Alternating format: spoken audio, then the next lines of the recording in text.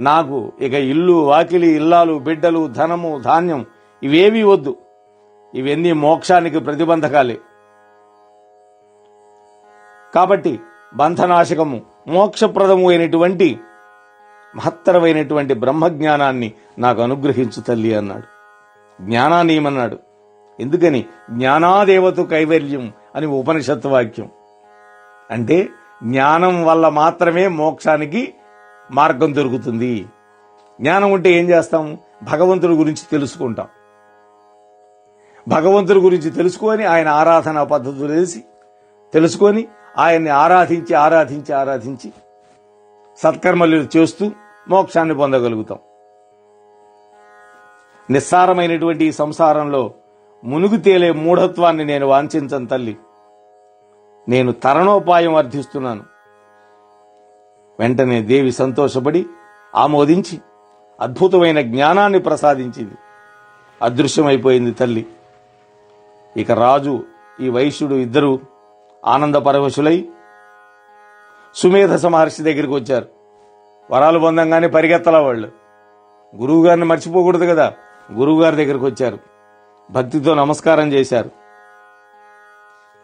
ఈ విషయం అంతా చెప్పారు. అంతలో సురత మహారాజు గారి మంత్రులు గుర్రాలు రథాలు వేసుకొని వచ్చి పాదాల మీద పడ్డారు రాజుగారికి. రాజా, మ్లేచ్ఛులందరూ అంతరించిపోయారు. రాజ్యం ఇప్పుడు నిష్కంటకమైంది అని చెప్పారు. ఇదంతా జగదమ్మ యొక్క అనుగ్రహం వల్ల. వెంటనే రాజధానికి వచ్చి సింహాసనం ఎక్కి పరిపాలన సాగించండి అని కోరుకున్నారు వాళ్ళంతా. వెంటనే సురసుడు మహర్షి దగ్గర ఆశీస్సులు అనుజ్ఞ పొంది రాజ్యానికి వెళ్ళాడు. భార్య బంధుమిత్రులు వీళ్ళందరినీ కలుసుకున్నాడు. చక్కగా పరిపాలించాడు. వైశ్యుడు మహాజ్ఞాని అయి నిస్సంగుడై అదే ఆశ్రమంలో చాలా కాలం ఉన్నాడు. అటుపైన తీర్థయాత్రలు చేస్తూ దేవి మహాత్యాన్ని బహుదా గానం చేస్తూ కాలం గడిపాడు. కట్టకడపడికి మోక్షం పొందాడు. రాజుగారికి మోక్షం రాలా. అయితే రాజుగారికి ఉత్తర జన్మలో మనువయ్యేటటువంటి అదృష్టం దక్కింది. కానీ ఈ వైశ్య ప్రముఖుడికి కోరికలు లేవు. అందువల్ల మోక్షం, ఇక పునర్జన్మ లేకుండా పునరావృత్తి రహితమైనటువంటి ఆ సాయుధ్యాన్ని పొందగలిగాడు. అమ్మ సాయుధ్యాన్ని. ఓ జనమేజయ, దేవి చరిత్రలో ఇది ఒక అద్భుతమైనటువంటి కథ. దేవి యొక్క ఆరాధనానికి ఫలం ఎలా ఉంటుందో తెలియజెప్పే పవిత్రమైనటువంటి గాథ ఇది. దీన్ని రాసిన, పఠించిన, చెప్పిన అంటే వినిపించిన, విన్నా అందరికీ కూడా ఇహలోకంలో సకల సుఖాలు సమకూరుతాయి. జ్ఞానము, కీర్తి, ధనము, భోగాలు, భాగ్యము పుష్కలంగా లభిస్తాయి. చిట్ట చివరికి నిశ్చయంగా మోక్షం లభిస్తుంది. దేవి చరిత్ర అఖిలార్థప్రదం. ధర్మార్థ కామ మోక్షాలకు మూలకందమైంది అని వ్యాస మహర్షి ఆనంద పులకిత గాత్రుడై క్షణకాలం విశ్రాంతి తీసుకున్నాడు. ఇంత అద్భుతమైన కథ చెప్పి ఆయన కొద్దిగా ఊపిరి పీల్చుకున్నాడు. సూత మహర్షి అంటున్నాడు, శౌనకాది మహామునులారా, శుంభ నిశుంభాది దైత్య సంహార రూపమైన గాథను విన్నారు కదా అనంటే, విన్నాం స్వామి, తదనంతర కథ చెప్పండి అని వాళ్ళు అడిగారు. దీంతో మనం పంచమ స్కంధాన్ని పూర్తి చేసుకున్నాం. ఈ స్కంధంలో సుమారుగా 2100 శ్లోకాలున్నాయి. మొత్తం ఇప్పటికి 7300 శ్లోకాలు పూర్తయినాయి 18,000లో. షష్టమ స్కంధంలో అడుగు పెడుతున్నాం. జగన్మాత యొక్క దివ్యానుగ్రహంతో శౌనకాది మహర్షులు సూత మహర్షిని అడుగుతున్నారు, ఓ సూత మహర్షి, వ్యాసుడు జనమేజయుడికి చెబితే నువ్వు మాకు చెబుతున్న ఈ దేవి చరితామృతాన్ని ఎంత గ్రోలినా మాకు తనివిదిరడం లేదు. మాకు వృత్రాసురుడి యొక్క వృత్తాంతం నీ ముఖతః వినాలి అని కోరికగా ఉంది అన్న. ఈ వృత్రాసుర వృత్తాంతం వేదాలలో ఉంది. అలాగే పెద్దలు ఒకటి చెప్పారు, ఏ పురాణంలో అయితే వృత్రాసుర కథ ఉంటుందో ఆ పురాణాన్ని భాగవతము అని పిలుస్తారని. అందుకనే విష్ణు భాగవతంలో వృత్రాసురుడి యొక్క కథ ఉంది. అలాగే ఈ దేవీ భాగవతంలో కూడా ఈ వృత్రాసురుడి యొక్క వృత్తాంతం ఉంది. ఇది అత్యంత మహిమాన్వితమైంది. ఇటువంటి గాథని అందరూ కూడా చక్కగా శ్రద్ధాళువులై వినవలసిందిగా మిమ్మల్ని మరొక్కసారి కోరుకుంటూ అడుగుతున్నాడు ప్రశ్నలు వాళ్ళు. ఈ వృత్రాసురుణ్ణి ఇంద్రుడు సంహరించాడు కదా, ఎలా చంపగలిగాడు? ఎందుకు చంపాడు? వృత్రుడు త్వష్ట అనేటువంటి ప్రజాపతి కొడుకు కదా, ఆ త్వష్ట మహాతపస్వి, దేవతల పక్షం వాడే కదా, మరి చంపవలసిన అవసరం ఏమొచ్చింది? ఏదో మోసగించి మట్టు పెట్టాడని విన్నాం మేము కర్ణాకర్ణిగా, నిజమేనా? వృత్రుడు బ్రాహ్మణుడు కనుక బ్రహ్మహత్య మహాపాతకం ఇంద్రుడికి చుట్టుకోలేదా? దాని నుంచి ఎలా బయటపడ్డాడు? ఇంతకుముందు ప్రస్తావనవశాత్తు ఆ శ్రీదేవియే వృత్రాసురుణ్ణి సంహరించింది అని అన్నావు. ఆ ముక్క మమ్మల్ని మరీ మోహపెడుతోంది. ఒకరినే ఇద్దరు సంహరించడం ఏంటి? ఇంద్రుడా లేకపోతే జగదంబ? దయచేసి ఇదంతా వివరించు అని అడిగారు. ఓ శౌనకాది మహర్షులారా, ఇవే సందేహాలు జనమేజయ మహారాజు కూడా వచ్చాయి. వ్యాసుడిని అడిగాడు, మీకు కూడా వచ్చి ఉంటాయి. మీరు ప్రత్యక్షంగా అడగలేరు కాబట్టి మన తరఫున వీళ్ళే అడిగారు అనుకుందాం కాసేపు. కాబట్టి శ్రద్ధగా వినమని వ్యాస మహర్షి చెబుతున్నాడు. నాయన జనమేజయ, ఇంద్రుడు వృత్రాసురుల యొక్క యుద్ధ గాథ వేదాలలో సుప్రసిద్ధం. ఇందాక చెప్పా కదా, పురాణాలలో కూడా ప్రసిద్ధమే. ఈ త్వష్ట ప్రజాపతి కొడుకుని సంహరించినందువల్ల ఇంద్రుడికి బ్రహ్మహత్య మహాపాతకం చుట్టుకుంది. చాలా యాతనలు పడ్డాడు. చివరికి ప్రాయశ్చిత్తాలు చేసుకుని వాటిని తొలగించుకోవాల్సి వచ్చింది. ఆ కథంతా నీకు సవిస్తరంగా చెబుతాను విను అని అంటూ ఆ కథ అందుకుంటున్నాడు వ్యాస మహర్షి.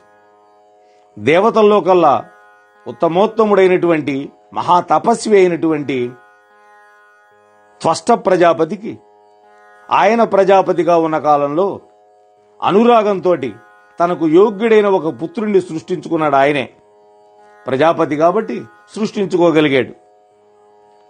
అతడు 3 తలలతో జన్మించాడు. అందుకని ఆయన త్రిశిరస్కుడు అన్నారు. ఆ పిల్లవాడికి విశ్వరూపుడు అని పేరు పెట్టారు. రూపంలో అందగాడు, 3 తలలతోటి ఏకకాలంలో 3 పనులు చేయగలడు. ఒక శిరస్సుతో వేదాల అధ్యయనం చేయగలడు, మరొక శిరస్సుతోటి సురాపానం చేస్తాడు. అంటే దేవతలు తాగే అమృతం, అంతేగాని సారాయి కాదు సురా అంటే.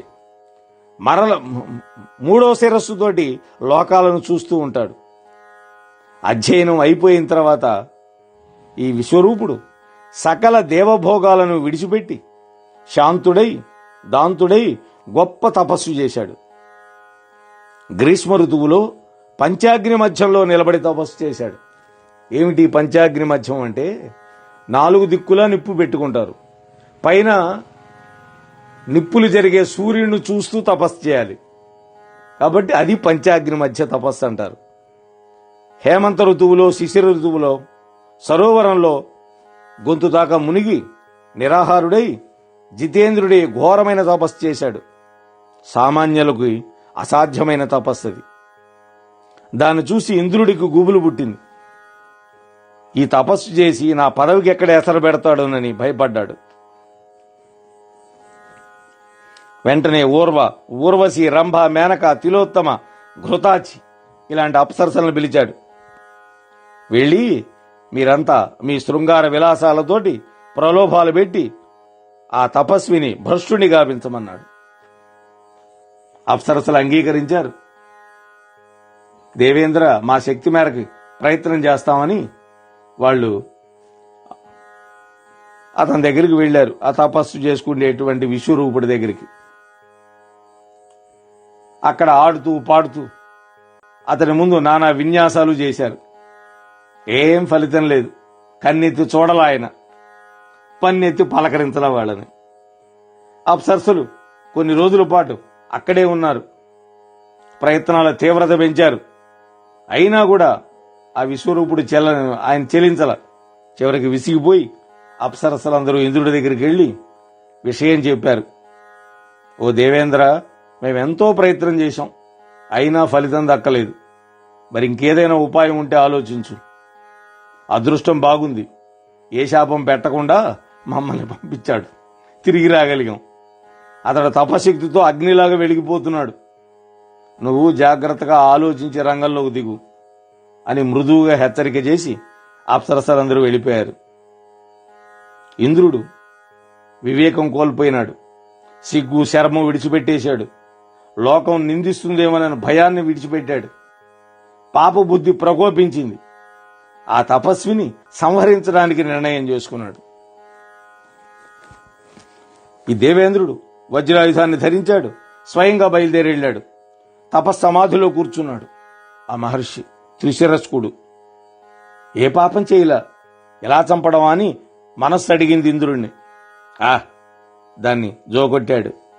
ఇతడి తపోబలం ఇలాగే గనక కొనసాగితే నా పరవికే నీళ్లు వదులుకోవాల్సి వస్తుంది, కాబట్టి వెంటనే సంహరించు అని మనస్సు చెప్పింది. వెంటనే వజ్రాయుధాన్ని విసిరాడు. ఆ తిరస్కరుడు గిరిశిఖరంలా నేలగొడిపోయినాడు. ఆ 3 శిరస్సులు కలిగినటువంటి మహనీయుడు. ఇంద్రుడు సంబరపడిపోయాడు. అక్కడ ఆశ్రమంలో ఉండే వాళ్ళందరూ హాహాకారాలు చేశారు. ఈ విధంగా ఈ బ్రాహ్మణ పుత్రుణ్ణి సంహరించినటువంటి దేవేంద్రుడు మహాపాపి అన్నారు, దురాత్ముడు అన్నారు. ఈ అకృత్యానికి ఫలితం ఇంతకింత త్వరలో అనుభవిస్తాడని వాళ్ళ శాపనార్థాలు పెట్టారు. ఆ విశ్వరూపుడి యొక్క కళేబరం ఇంకా ప్రాణాలతో ఉన్నట్టే కనిపిస్తోంది. ఎందుకని? అటువంటి తేజస్సు అయింది తపస్సు ఆ గొప్పది. ఇంద్రుడు ఉలిక్కిపడ్డాడు. కొంపదీసి బతికేస్తాడా ఏమిటి అని భయపడ్డాడు. వెంటనే తేరుకున్నాడు. తక్షుడు అనేటువంటి సన్నిహితుడున్నాడు. తక్షకుడు కాదు, తక్షుడు. వాడిని పిలిచాడు. తక్ష, వీడి శిరస్సులు ఖండించు. వీడు ఇంకా బతికున్నట్టే కనిపిస్తోంది, వీడు బతకడానికి వీల్లేదు. కాని తక్షుడు తిరస్కరించాడు. ఇంద్రుడిని అసహ్యించుకున్నాడు. ఇంద్ర, ఈ మహాతపస్వి అద్భుతంగా ప్రకాశిస్తున్నాడు. నా గొడ్డలతో ఇతని తలకాయలు ఖండించలేను. ఇది కుశ్చితం, గర్హనీయం. నువ్వు చేసిన పనియే మహాదారుణం. నాకు పాపభీతి ఉంది. పైగా చచ్చిన వాణ్ణి మళ్లీ చంపమంటావేంటి? అసలు నీ భయం ఏంటి చెప్పు అన్నాడు. తక్ష, వీడి శరీరం ఇంకా ప్రాణాలతో ఉన్నట్టు కనపెడుతోంది. జీవిస్తాడేమోనే నా భయం. వీడు నాకు శత్రువు, జీవించడానికి వీల్లేదన్నాడు. ఓ ఇంద్ర, నీకు సిగ్గుగా లేదా? ఇంతటి క్రూరకర్మ చేసావు. బ్రహ్మహత్య మహాపాతకం చుట్టుకుంటుందేమోనని ఆలోచించవా? ఆ భయమే లేదా నీకు అన్నాడు. అప్పుడు ఇంద్రుడు, తక్ష, దానికేముంది, ప్రాయశ్చిత్తం చేసుకుంటాలే, ఆ పాపాన్ని తొలగించుకుంటాను. దానికి భయపడవలసిందేం లేదు. ముందు వీడు పూర్తిగా చావాలి, వీడు నాకు శత్రువు అన్నాడు. అప్పుడు తక్షుడు, సరే నీ ఇష్టం.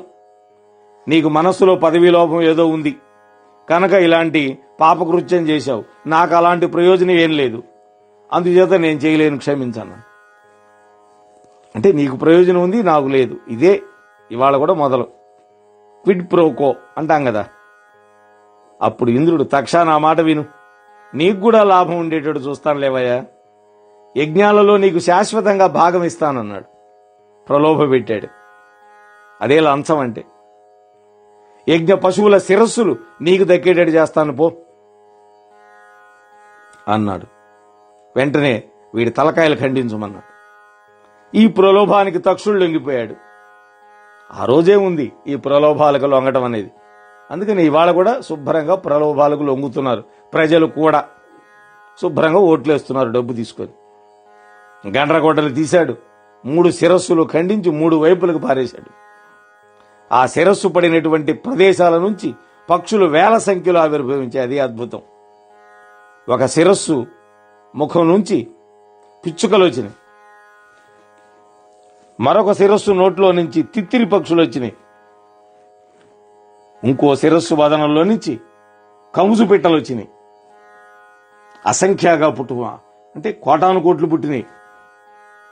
వేదాల అధ్యయనం చేసిందన్నామే ఒక ముఖం, దాని నుంచి పిచ్చుకలు వచ్చినాయి,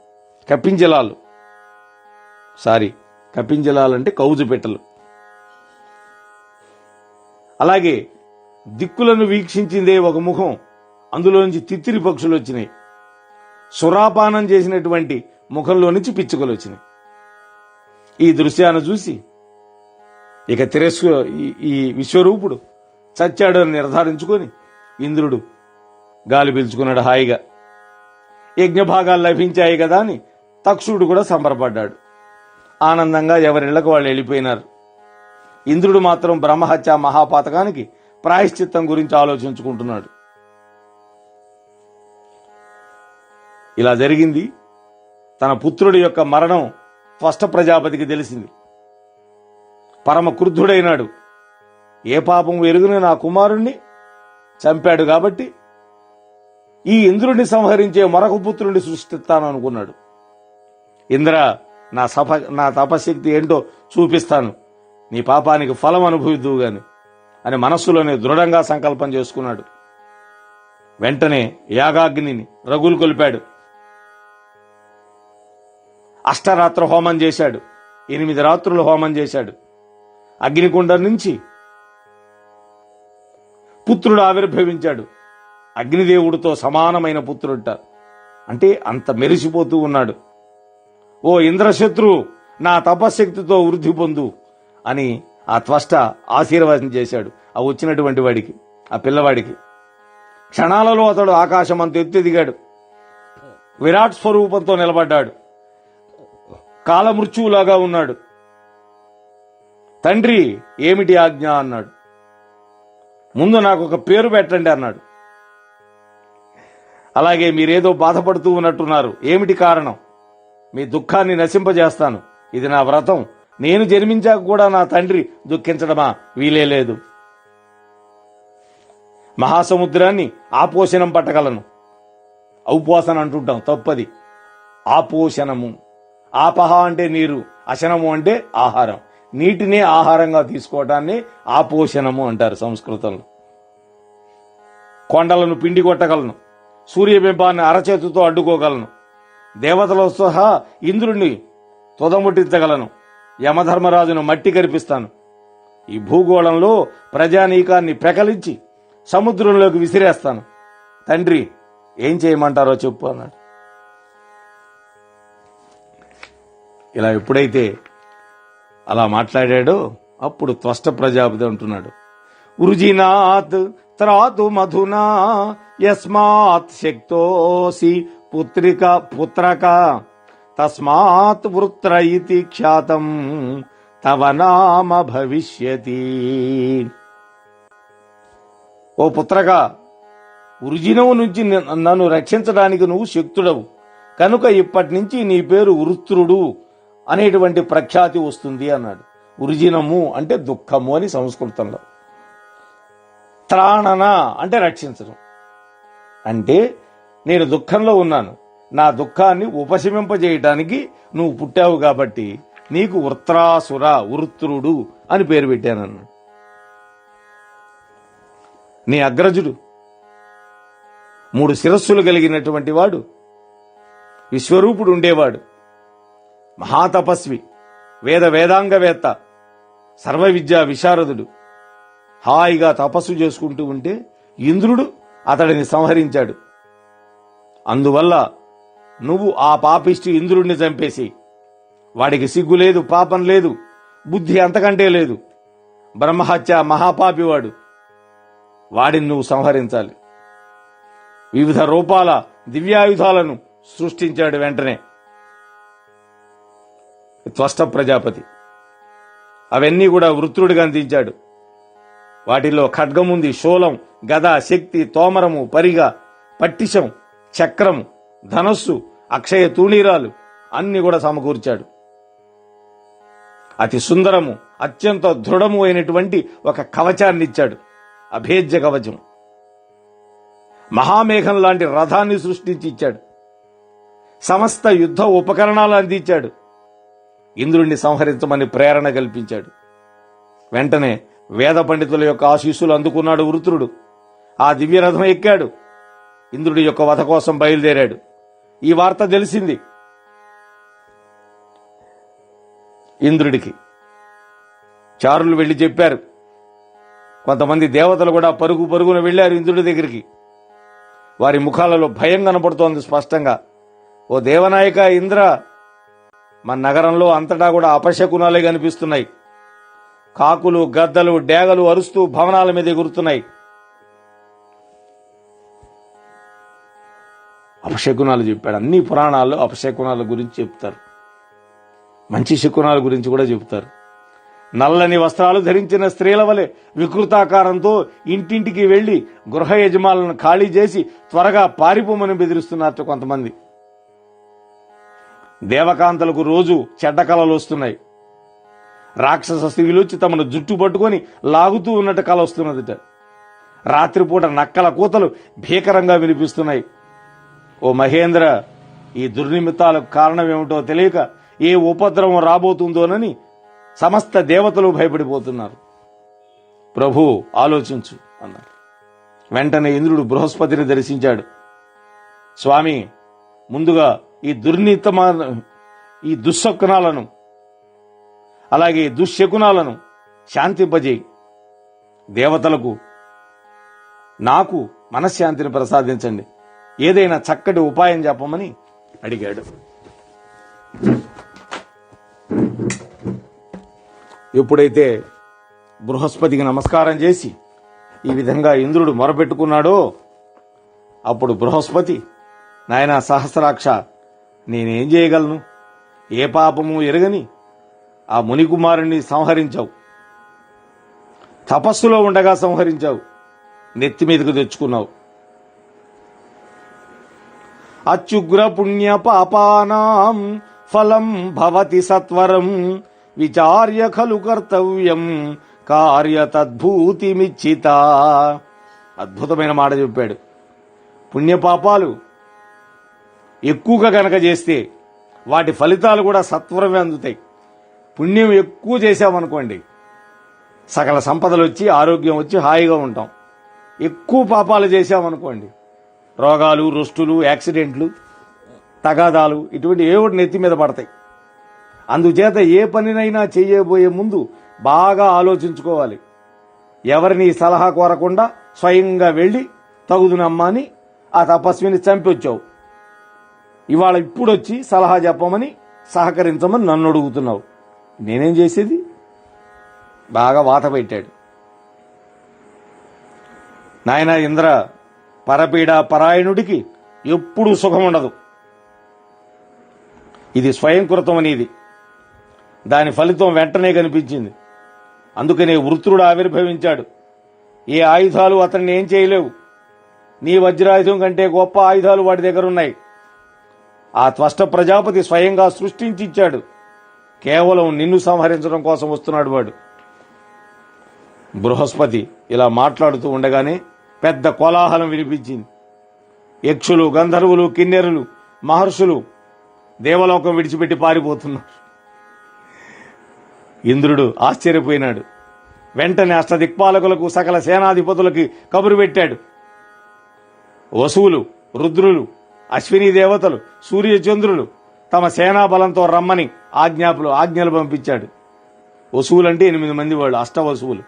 రుద్రులు అంటే ఏకాదశి రుద్రులు, 11 మంది వాళ్ళు. అశ్వినులు అంటే అశ్విని దేవతలు, అలాగే సూర్యచంద్రులు. వీళ్ళందరినీ పిలిపించాడు. వాళ్ళందరూ కూడా విమానాలు అధిరోహించి వచ్చేశారు. ఇంద్రుడు ఐరావతం ఎక్కాడు. వజ్రాయుధాన్ని చేతిలో ధరించి సేన యొక్క అగ్రభాగంలో నిలబడ్డాడు. వృత్రుడికి ఎదురు నడిచాడు. వృత్రుడు సకల సేనా సమేతుడై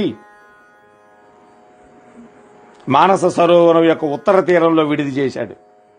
ఇంద్రుడు అక్కడికి చేరుకున్నాడు. ఇద్దరికీ భీషణమైన సంగ్రామం మొదలైంది.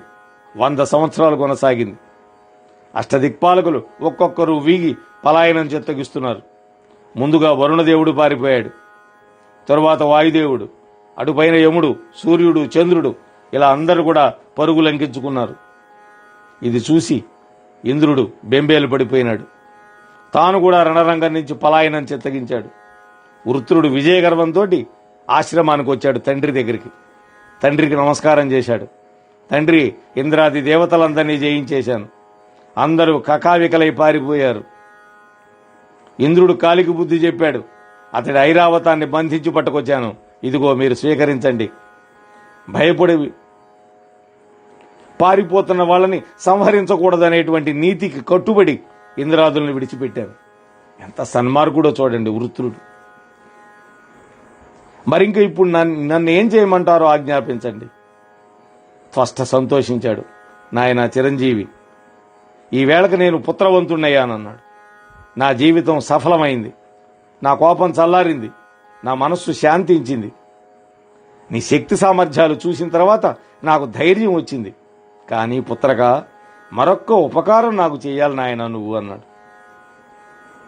నువ్వు సావధాన చిత్తుడివై దృఢమైన సంకల్పంతో స్థిరమైన ఆసనం వేసుకుని తీవ్రంగా తపస్సు చేయాలి.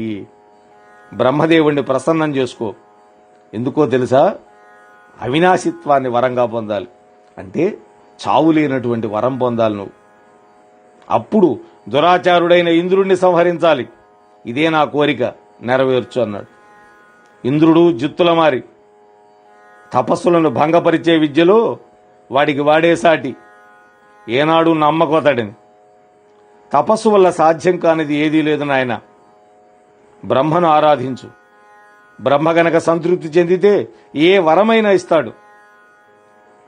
కాబట్టి వెళ్ళు అని తండ్రి చెప్పాడు.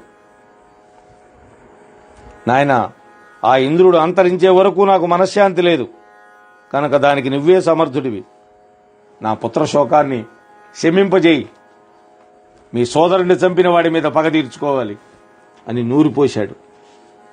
వృత్రుడు వెంటనే బయలుదేరాడు. గంధమాదన పర్వత శిఖరం మీదకి వెళ్ళాడు. స్థిరాసనం ఏర్పరచుకున్నాడు. అన్నపానీయాలు పరిత్యజించాడు. యోగ మార్గాన్ని ఆశ్రయించి సృష్టికర్తను ఆరాధించాడు బ్రహ్మదేవుణ్ణి. ఇంద్రుడికి విషయం తెలిసింది. కంగారు పడ్డాడు. తపస్సు భంగపరుద్దామని ప్రయత్నం చేశాడు. రకరకాలుగా ప్రయత్నించాడు అప్సరసలను వాడి మీద. ఏ ఉపాయం పారలా. వృత్రుడు నిశ్చలంగా తపస్సు చేస్తున్నాడు, నిర్వికారంగా. వృత్రుడి యొక్క తపస్సు నిర్విఘ్నంగా 100 సంవత్సరాలు సాగింది. బ్రహ్మదేవుడు సంతోషించి ప్రత్యక్షమైనాడు. నాయన, ఏం వరం కావాలో కోరుకోమన్నాడు. బ్రహ్మదేవుడికి సాష్టాంగ నమస్కారం చేశాడు. స్తోత్రం చేశాడు. లేచి నిలబడి వినయంగా అంజలి బంధంతో నిలబడ్డాడు. అంటే 2 చేతులు జోడించి శిరస్సుకు తాకిస్తే దేవతలకు నమస్కారం అలా చేయాలి.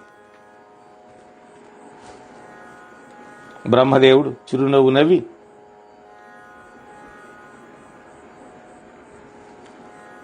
వరాలు కోరుకోమన్నాడు. ఓ వేదనిధి, నాది ఒకే ఒక్క చిన్న కోరిక. లోహాల వల్ల గాని కొయ్యలతో గాని, అంటే దారువులు నిర్మితాలైనటువంటి ఏ ఆయుధాలతోనూ నాకు మరణం లేకుండా వరం ఇవ్వు అన్నాడు. సాధారణంగా లోహాలతో తయారు చేస్తారు మెటల్స్, ఆయుధాలు. వాటి వల్ల పోనీ లోహం అంటే కొయ్యతో ఏమైనా చేసి కొడతారేమోనని కొయ్యతో చేసినవి కూడా నా మీద ఏం ప్రభావం చూపించకూడదు అన్నాడు. యుద్ధరంగంలో నా బలం క్షణక్షణము వృద్ధి పొందాలి. నేను దేవతలకు అజేయుణ్ణి కావాలి అన్నాడు. బ్రహ్మదేవుడు నవ్వాడు. అంటే, ఒరేయ్, నువ్వు ఎన్ని వరాలు కోరుకున్నా నీ చావు తప్పదరా అన్నట్టుగా ఉంటుంది ఆ నవ్వులో. ఒరి వృత్ర, నీ వాంఛితం నెరవేరుతుంది పో. నా శుష్కేణ నా చార్ద్రేణ నా పాషాణేన దారుణ భవిష్యతి చతే మృత్యురితి సత్యం బ్రవీమ్యహం. రాళ్ల వల్ల కూడా నాకు చావు లేకుండా కోరుకున్నాడు వాడు. ఈ శ్లోకంలో ఉంది అలా.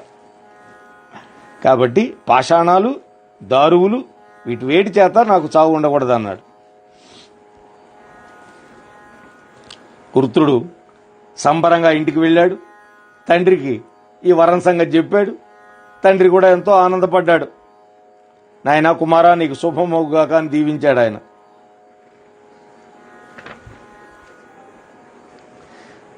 జీవతో వాక్యకరణాత్ క్షయాగే భూరి భోజనాత్ గయాయాం పిండదానశ్చ త్రిభిః పుత్రస్య పుత్రత.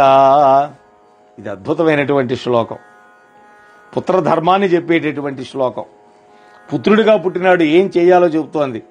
నాయన, తండ్రి జీవించి ఉన్నంతకాలము అతడి మాటను జవదాటకుండా ఉండడం, వృద్ధాప్యంలో చక్కగా పోషించడం, గతించిన పిదప అతడి పేర శ్రాద్ధాదులు నిర్వహించి అన్నదానాలు భూరిగా ద్రవ్యదానం చేయడం, అలాగే గయలో పిండ ప్రదానం చేయడం అనేవి మూడు కూడా ఉత్తమ పుత్రుడి యొక్క లక్షణాలు. ఇవి చేస్తేనే వాడు కొడుకు కనిపించుకుంటాడు అన్నాడు. కాబట్టి పుత్రధర్మాన్ని చక్కగా దేవీ భాగవతం మనకి చెబుతోంది. త్వష్ట ప్రజాపతి అంటున్నాడు. కాబట్టి ఇవాళ కూడా చాలామంది చనిపోయిన తర్వాత భయంకరంగా చేస్తున్నారు కార్యక్రమాలు. వాడు బతికున్నప్పుడు ఒక పిండం పెట్టట్ల, సరిగ్గా చూడటల్లా. చనిపోయిన తర్వాత 100 మందికి భోజనాలు పెడితే ఉపయోగం ఏముంది బతికున్నప్పుడు లేకుండా? ఇది ఆలోచించాలి మనం. మొన్ననే మా ఆదిపూడి గ్రామం, మన సమూహంలోనే ఉన్నారు అన్నంరాజు శేషగిరి, మాకు బావ అవుతాడు. వాళ్ళ పెద్ద తల్లికి చేశాడు సంస్కారాలన్నీ. ఇది మనం చెప్పుకోవాల్సింది.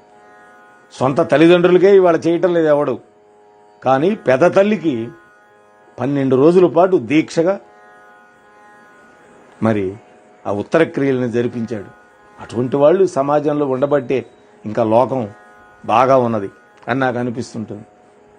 ఆ రోజు నేను ఈ విషయాలన్నీ కూడా అక్కడ ప్రస్తావించాను, ఆ 12వ రోజు ఆశీర్వచన కార్యక్రమంలో.